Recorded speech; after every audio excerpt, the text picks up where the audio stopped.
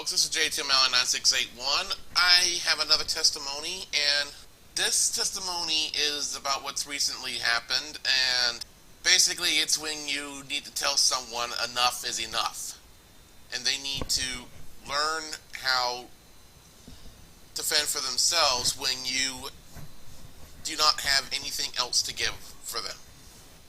See, in Matthew chapter 5, verses 38 through 42, it says that you have heard that it has been said, an eye for an eye and a tooth for a tooth. This is Jesus speaking to the people. But I say unto you that you resist evil not, but whosoever shall smite you on the right cheek, you turn to him to the other. That means you let the person strike you on the other cheek. And if any man will sue you at the law and take away your coat, let him have your cloak also. Which basically that means if someone sues you for your shirt, then you give them your coat also. And whosoever shall compel you to a mile, go with him twine. Which means that, like, say back in those days, if a soldier would put a pack on you, or something that weighs you down and wants you to walk a mile, you walk 2 miles. Give to him who would ask you, and from him that would borrow of you, turn not you away.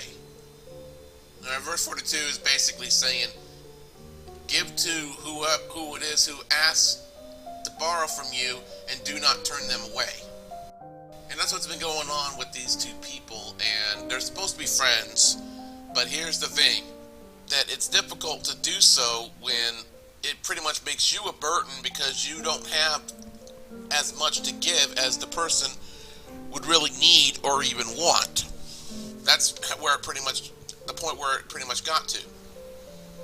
Let's go to Psalm chapter 37, verse 21, where it said, the wicked borrows and pays not again, but the righteous shows mercy and gives. Now that has not pretty much happened with them, but I also know that for whatever is within your power, you must do for the person who asks for help in any way that they ask. Now in Leviticus chapter 25, verses 35 through 37, it's saying that if your brother be waxen poor and fallen in decay with you, then you shall receive him. Yea, though he be a stranger or a sojourner, that he may live with you. That means taking the person into your home, which is what I've done with these people. Now, take you no usury of him or increase, but fear your God, that your brother may live with you, which is what I had done. You shall not give him any money, nor usury, nor lend him any victuals for increase. I guess that's victual. I don't know. Some of these words I'm still trying to figure out what they are, but I understand what the verse is saying. That don't lend the person money or anything like that. Only give them what you are able to give them while letting them stay in your home. A little something to eat to give them some nourishment in the day, something to drink, to replenish. And then use the bathroom, something like that. And here's where the problem started really sinking in. I've told them before, if you want to take a shower, use the same towel, because they were husband and wife. Don't use different towels, don't use different rags, and hang them up so they can dry. They did not do that. They were using different towels, different rags, leaving them thrown all over the floor in the bathroom. I was letting things go. But, with the situation here at the apartment complex building where I live at, is that there was somebody else who they were once staying with, paying that person rent to stay there, while that person left to go on a vacation trip or whatever, which is against the rules in this building, and that's also against the law. You're not supposed to do that when you're renting a place like that. And she ended up doing them dirty, wanting to make them leave and everything else, and then she brought beer in and was drinking outside and everything, and then she's trying to blame it on them, which was on camera, so they got off easy on that one because the camera shows that they were innocent on that, but they didn't have nowhere else to go, and the management told them that they cannot constantly come back here to visit, like visiting the man's mother or visiting a friend, but they can come back once in a while.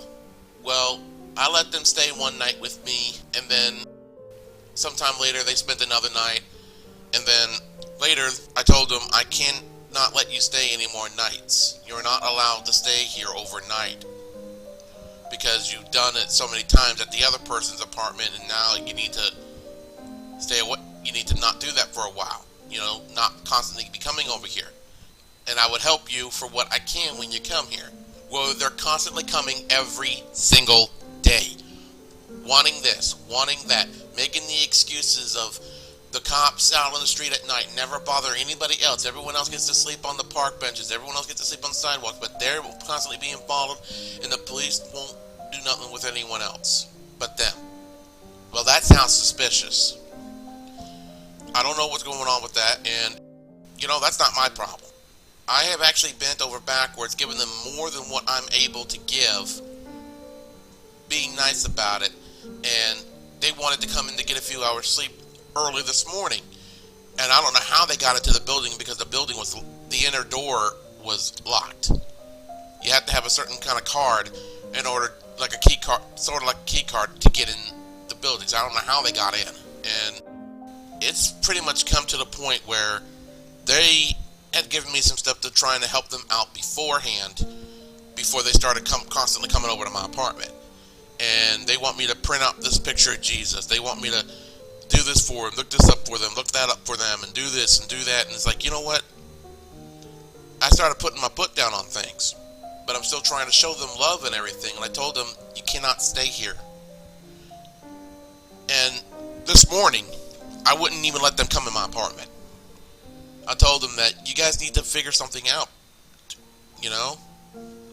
I can't let you in right now because I was cleaning my apartment this morning, and I had to go somewhere at 10:30, so I didn't want any interruptions. And then they were still trying to pretty much butter me up and to get me to let them in. And I've given them all that I can really give them. And there are rules that are not against God that you have to follow in this apartment complex, so I have to follow those rules as well. God even says do so. As long as they follow God's law, you follow the rules or the laws where you're at. So next time they come over, I'm going to have to, which will either be tonight or sometime tomorrow. It's bound to happen. If it does, I'm going to have to tell them, look, you're going to have to fend for yourselves for a while, until you can get yourselves your own place, which they're supposed to be able to once the husband gets his money on the first next month. Well, from what he and his wife had to do from that point, I don't know. They've been given so much to help them in so many different ways, they won't attempt any of it. They always want to make excuses. They just want someone else to nurse them pretty much and feel sorry for them because they're desperate of trying to find a place to stay, and they really want a place for free. It's what they really, really want. And I'm sorry, I can't do it anymore. And I had prayed about it. I prayed for God to help them. I prayed for Jesus to help me. And here's 1 Timothy chapter 5, verse 8. But if any provide not for his own, and especially for those of his own house, he hath denied the faith and is worse than an infidel. And I know a lot of this was spoken within about widows and such and other such like that. But here's another thing I understand of what this is speaking about: that anyone who does not provide for those brethren within their home, especially those who actually are part of the household, then they deny the faith and are no worse than the unbelievers. That's basically what it's saying. And I've done that with these people and trying to provide for my own, and they're pretty much biting off more than they can chew, and they want more out of pure desperation. And I'm quite sure for the husband, I don't know about the wife, but the husband, I'm not going to say their names, I'm sure that his intention was not to take advantage of everything that he could, and that's the way I want to think of it. But his actions are clearly speaking way louder than that, and are clearly saying that, even though that may not be his intention, that's exactly what he's doing, is taking pure advantage. So it's time to pretty much say enough is enough. They need to learn to fend for themselves out there. They can't keep coming back to someone, especially when it goes against the rules. In my apartment complex, we cannot sit there and have visitors come up anytime we daggone well please. We can't do that here. There are restrictions. And they need to learn to understand that. So, if I have to tell them, I'm going to have to tell them. I'm sorry. There are other scriptures that help talk about that. I don't even remember where they're at, but I know that they are in the scriptures. So if anyone can find those, leave them in the comments to support that, because I know what's in the scriptures. I asked someone else about it, and 1 Timothy chapter 5 verse 8 is all he gave me, and he didn't give me exactly what I was looking for, but it does help explain. So I just want to get this testimony out of the way, because I have a Bible study that I'm going to get ready to do at some point. I'm not sure when I'm going to do it, but I'm going to do it soon. So with that, this is JTML 9681, and I bear this testimony in the name of thy Son, Jesus Christ. Amen.